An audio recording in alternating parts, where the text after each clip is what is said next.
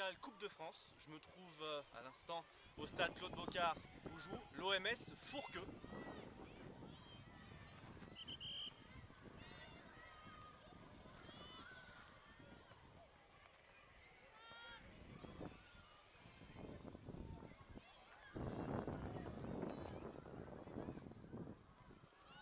L'OMS Fourqueux donc 6e de leur championnat. Nous sommes ici pour la conférence de presse pour la Coupe de France, où Damien Langlois et Simon Louvel vont annoncer la liste des supposés 16 joueurs qui vont pouvoir participer à cette coupe. Ah, on m'informe à l'instant que la conférence de presse vient de commencer. Nous sommes donc un petit peu en retard. Donc je vais vous laisser sur cette conférence de presse. Je vous dis bonne journée. Ciao!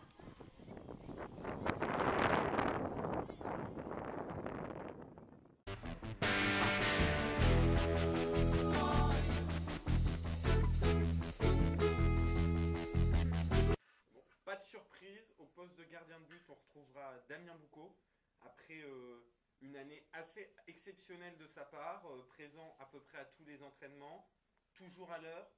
Je pense qu'il nous attend à chaque fois un quart d'heure pour les matchs. Jamais de mauvaise humeur, un vrai modèle. On l'avait désigné goal l'an dernier parce qu'il avait fait 2 parades un mercredi soir, il avait enfilé les gants, on l'avait foutu dans les buts.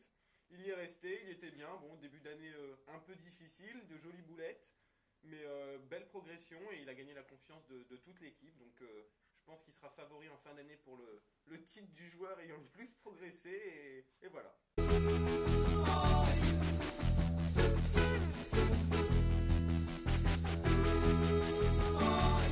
Alexandre Montgomery, que l'on annonce ce matin dans l'équipe de ce jour comme partant pour le Celtic Glasgow pour la saison prochaine. Néanmoins, malgré cette information, nous avons quand même décidé de le sélectionner pour le match de Coupe de France du 23 mai.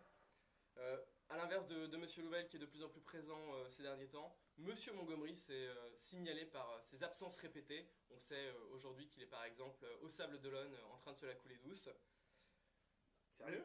Oui, sérieusement, oui. De plus, il semble que la blessure de son compère de défense, Monsieur Florian Pénanec, déchirure de l'astragale, sale moment dans sa carrière. Cette blessure semble avoir affecté Monsieur Montgomery qui n'a toujours pas retrouvé son niveau d'antan. On espère donc qu'il sera présent et qu'il saura nous montrer toutes ses qualités de relanceur, de joueur de tête, de joueur physique, toute cette hargne britannique qui a fait de lui un joueur titulaire indiscutable dans cette première partie de saison.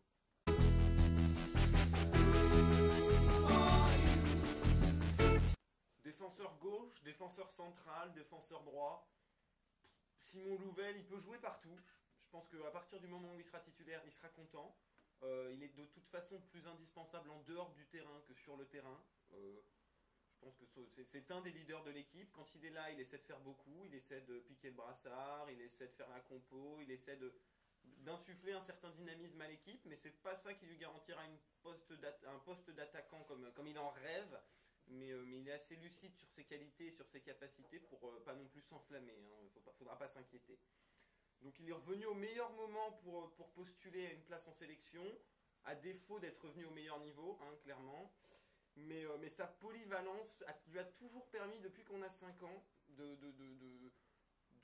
postuler à une place dans les équipes, que ce soit de débutants, dans le 5 de départ. Et là, il devrait être dans le 11 qui démarrera.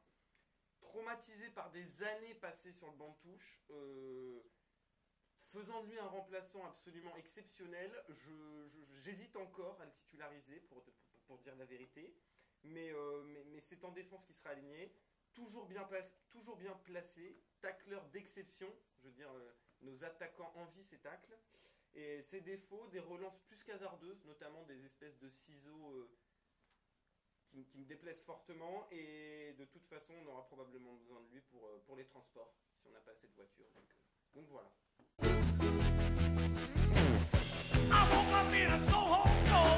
Alors Stanislas Langlois au poste de latéral droit, latéral gauche.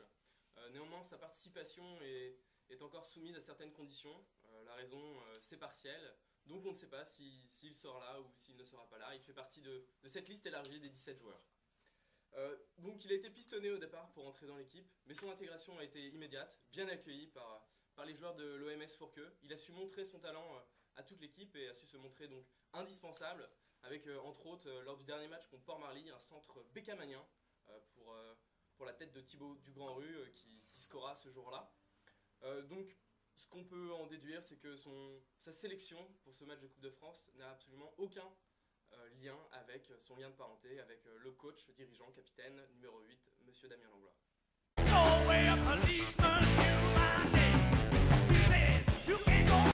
Dans la sélection, probablement aussi Ludovic Banas, alias le découpeur. Sélection surprenante, qui manquera pas de faire parler, je pense, mais loin d'être volée parce que comme Damien, très très grosse progression depuis le premier match. Souvenez-vous, le 26 septembre à Port-Marly, Ludovic Banas est titulaire. Je lui confie le poste de gardien de but, pensant que sa grande taille lui permettrait de s'imposer dans les airs.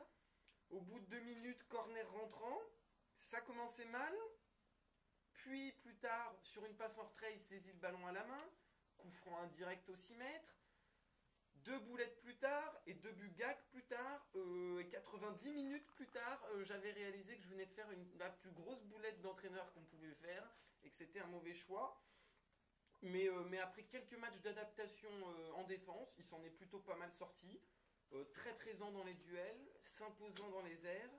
Il lui reste plus qu'à essayer de faire des passes pas fantastiques, hein, on lui demande pas des transversales, mais des passes dans les pieds, 5-6 mètres sur un petit plat du pied, ça me ferait plaisir et ça lui permettrait sûrement de gagner du temps de jeu.